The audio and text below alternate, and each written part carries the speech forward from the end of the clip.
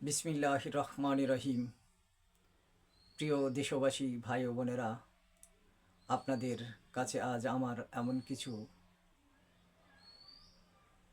তথ্য নিয়ে হাজির হয়েছি যা আপনারা শুনলে অবশ্যই অবাক হবেন। আমরা আজ আমাদের দেশে যে ধরনের দুর্ধর্ষকর ঘটনাগুলো ঘটছে, আজ আবারও সেই ফ্যাসিবাদীর হাতে শহীদ হতে হলো আমাদের প্রিয় সমন্বয়কারী, যে দেশের জন্য সর্বসময় দেশের মানুষের জন্য নিজের প্রাণকে সোচ্চার করে, সবার ভালো চিন্তা চেতনা করে আগামী ভবিষ্যৎ বাংলার জন্য, মানুষের ভবিষ্যৎ ভালো কিছু করার জন্য যিনি রুখে দাঁড়াইছিলেন, আজ তাকে বাংলা থেকে বিদায় করা হলো। আমাদের প্রত্যেকের মধ্যে এটা কঠিন থেকে কঠিন পরিমাণ একটি লজ্জাজনক বিষয় যে যারা জুলাই ও তার আগ থেকে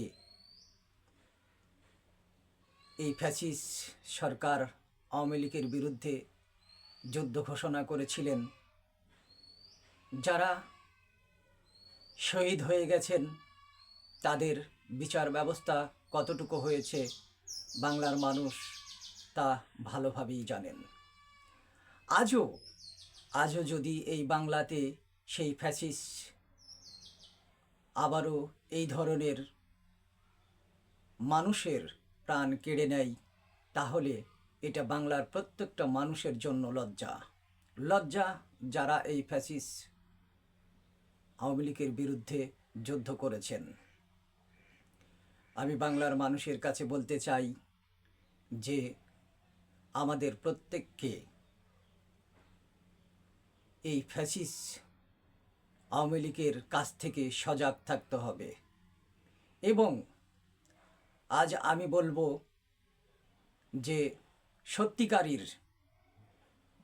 সত্যিকারীর খুনি কারা, যে এত দুর্ধর্ষ সাহস নিয়ে আমাদের মাঝ থেকে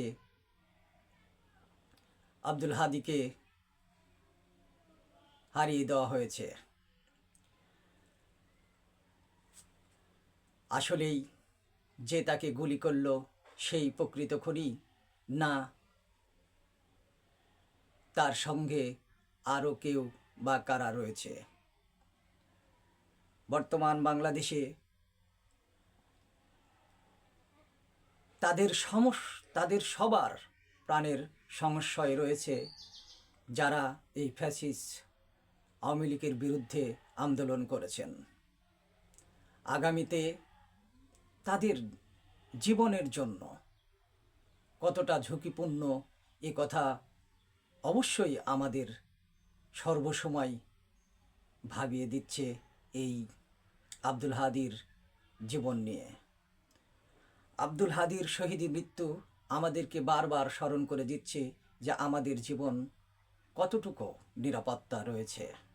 তাই দেশের মানুষের কাছে আমার অনুরোধ যে এর প্রকৃত খুনি তারাই, যারা আজকের দিনেও বলছেন যে আগামী নির্বাচন হবে না, আবার যদি নির্বাচন হয় তাহলে 1 বছর টিকবে না।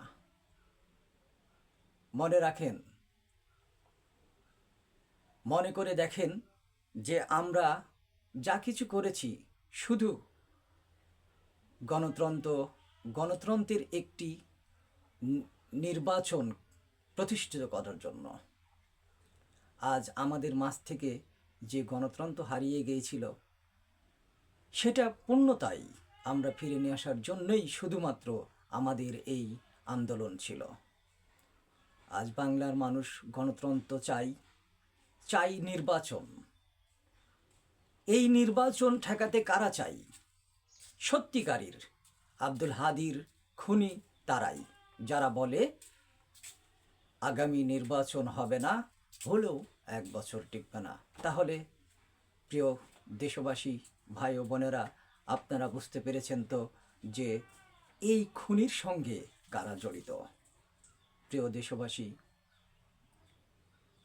ভাইরা আমার, আপনারা জানেন যে আমি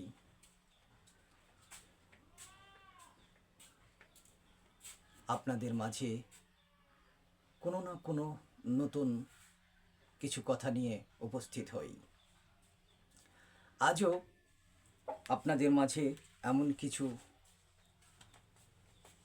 কথা নিয়ে উপস্থিত হয়েছি যা অবশ্যই প্রত্যেকের জন্য এটা শোনা একান্ত জরুরি। আমি আজও আপনাদের মাঝে নতুন একটি কবিতা নিয়ে হাজির হয়েছি। আপনারা দয়া করে আমার এই কবিতাকে শুনবেন এবং বুঝবেন যারা আমাদের সেই প্রাণপ্রিয় নেতাকে, শহীদ বীরত্ববীর জিয়া রহমানকে ভালোবাসেন, তাদের প্রত্যেকের কাছে আমার অনুরোধ, আমার এই আলোর রচনা ইউটিউব চ্যানেলকে সাবস্ক্রাইব করবেন এবং শেয়ার করবেন। চলুন তাহলে আমরা সেই কবিতাটা শুনি। হে বাংলার ঊর্ধ্ব গগনের প্রাণপ্রিয় আদর্শ বীরত্ববীর, তুমি এই বাংলার শ্রেষ্ঠ বীর, তুমি শহীদ প্রেসিডেন্ট জিয়া রহমান, বাংলার মানুষের প্রণস্থশির। তুমি এ বাংলা রেখার উচ্ছ্বসির, তোমার আদর্শে জেগে উঠেছিল বাংলার 7 কোটি মানুষের প্রণস্থশির। তুমি বাংলার শ্রেষ্ঠতম শহীদ প্রণস্থ বীরত্ববীর। ধ্বংসকৃত বাংলার বুকে নতুন করে জাগিয়ে তুলেছিলে বাংলার মানুষকে, জাগিয়ে তুলেছিলে বাংলার মানুষের হৃদয়কে, জাগিয়ে তুলেছিলে নতুন করে এ বাংলাকে।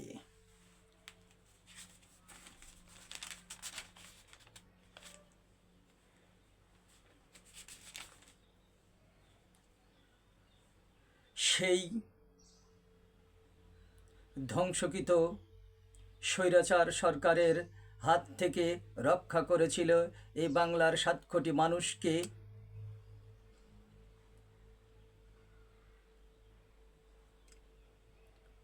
সেই ধ্বংসকৃত স্বৈরাচার সরকারের কৃতকর্মের কিছু কথা না বললেই নয়।